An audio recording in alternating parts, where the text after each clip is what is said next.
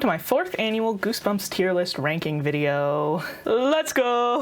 Happy Halloween, unless I don't get this posted in time for Halloween, and in that case, happy November, and I'm only dressed like this because I am actually a demon. I honestly don't have anything else to say as an intro.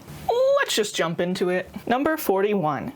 Bad Hare Day. Trick cards, floating scarves, disappearing doves. Tim Swanson loves magic tricks. Someday he wants to be a real magician, just like his all-time favorite hero, Amazo. But then Tim goes to Amazo's show and he finds out his idol is a total grump. That's when Tim decides to steal the bag of tricks, Amazo's bag of secret tricks, scary tricks. The one with the multiplying red balls and all those hissing snakes. This one was a little bit slow, but it did have some funny lines. I would say that the solution wasn't quite as fun as I had hoped, but I liked it pretty well. I liked this one enough. I'm gonna put this one in B tier. Boop. Number 42. Egg Monsters from Mars. An egg hunt. That's what Dana Johnson's bratty little sister Brandy wants to have at her birthday party. And whatever Brandy wants, Brandy gets. Dana's not big on egg hunts, but that was before he found the egg. It's not like a normal egg. It's about the size of a softball. It's covered with ugly blue and purple veins, and it's starting to hatch. This one was pretty quick paced and a little bit weird. I mean, look at it. Did you look at the cover of it? That is weird. But I really liked the main character, and the ending left me flabbergasted. It was very strange, but I think I'm gonna put it in A. I'm gonna put this one in A tier. It's weird, but I liked it.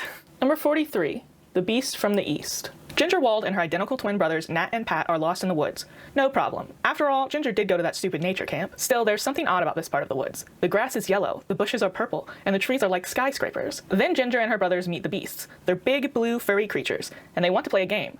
The winners get to live, the losers get eaten. This one was just kind of nonsensical. There's all this weird stuff, and these beasts are like forcing these kids to play this game where all the rules seem just made up on the spot. It was not my favorite. This one I didn't care for. I liked it so little, I'm gonna put it in E. Number 44, Say Cheese and Die Again. Sourball. That's what Greg calls his English teacher, Mr. Sour. He's a real grouch. And now he just gave Greg a big fat F on his oral report. He didn't believe Greg's story about the camera Greg found last summer, about the pictures it took, about the evil things that happened. Poor Greg. He just wanted to prove old Sourball wrong. But now that he's dug up the camera, bad things are happening. Really bad things. Just like the first time. This one, I didn't even know that there was a sequel to Say Cheese and Die, but this is a sequel to Say Cheese and Die, which is number 4. But this one I found much more frustrating. Weirdly, there was a lot of like body horror and some kind of mild fat phobia in this one. But it is the same characters as the first one, so that's a plus, I think. So he gives the oral report in the very beginning of the book, and he gets an F for making it up because he tells the story of last summer finding the camera, and the teacher, of course, does not believe him, which, that's kind of on you, Greg. You could have told a different story. You could have told a more believable story.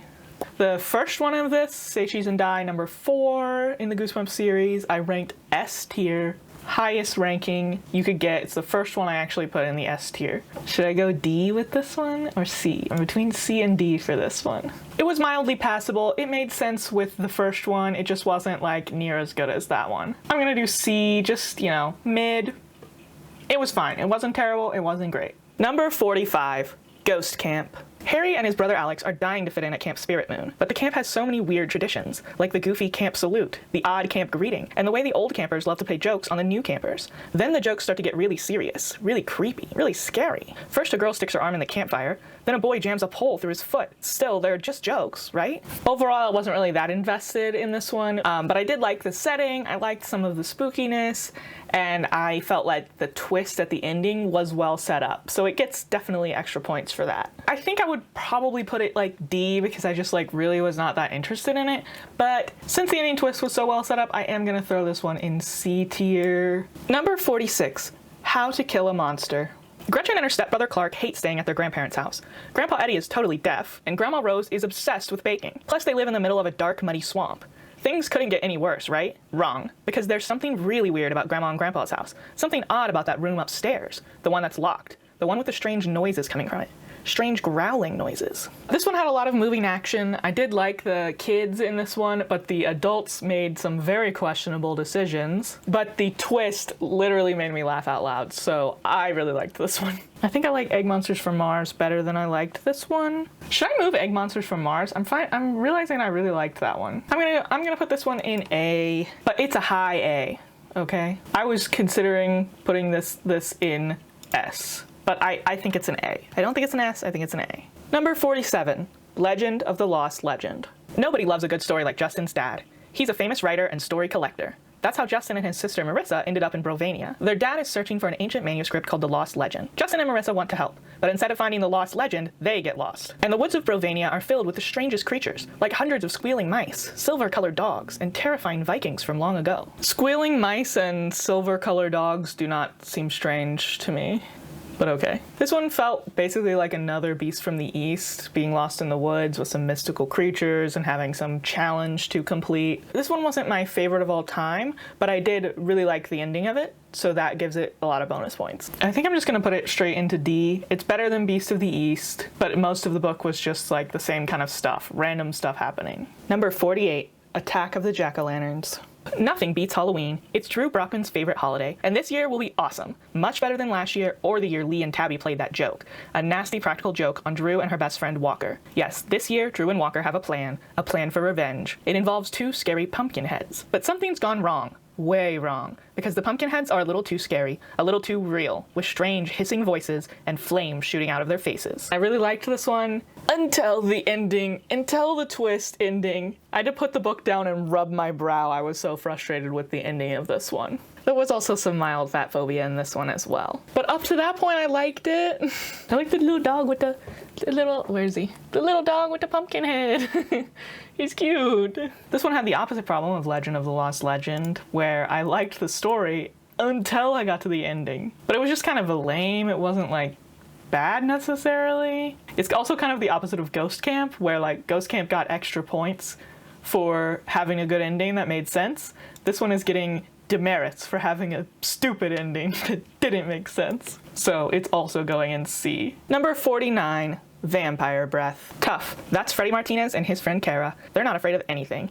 But that was before they went exploring in Freddie's basement, before they found the secret room, before they opened the bottle of vampire breath. Poor Freddie and Kara. They should have never opened the bottle of vampire breath, because now there's a vampire in Freddie's basement, and he's very, very thirsty. Action. Intrigue. I liked it. I was interested in what would happen next, and I thought that the ending was pretty funny, so I liked this one. I remember reading this one when I was a kid, too. I'm gonna put this one in B.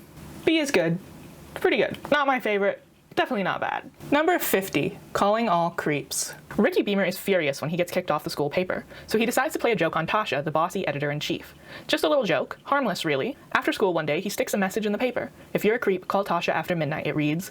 But somehow Ricky's message gets messed up, and now he's getting calls, strange calls from kids who say they're creeps. Creeps with scaly purple skin and long, sharp fangs. This one is pretty decent. I felt bad for the main character though. He, seems to get picked on a lot, which sucks. But it did not go how I expected it to at all. Also, I love the cover art on this one. It is so 90s Bill and Ted Jurassic Park. Love it. This one was kind of whatever to me. It's between C and D. Should I go D for decent? Yeah, honestly, it kind of made me feel bad. So I'm gonna put D. I just felt bad for this kid. We're doing D for decent. Whatever, it was fine, I guess. Last one. Number 51, Beware the Snowman. Jacqueline used to live with her Aunt Greta in Chicago, but not anymore.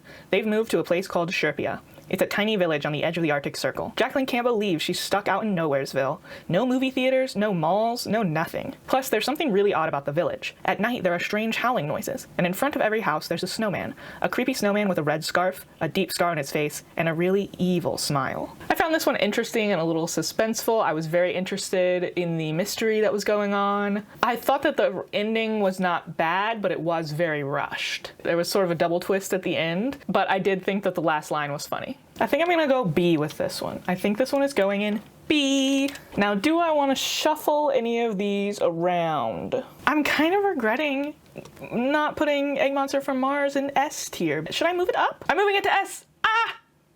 That wasn't in the plan. I don't know if I really think that it's truly S tier worthy, but I liked it. This is my official ranking for the Goosebumps 1 through 51. Let me know if you agree or disagree or what you think about it. And also let me know what your favorite Goosebumps book is. I don't know what mine is yet. I only have one group of the original 62 left, so I will read another, 10 books? 10 children's books in a year? if I can manage it. Thank you so much for watching, and I hope you have a great day. Bye. One sec, I'm moving files around.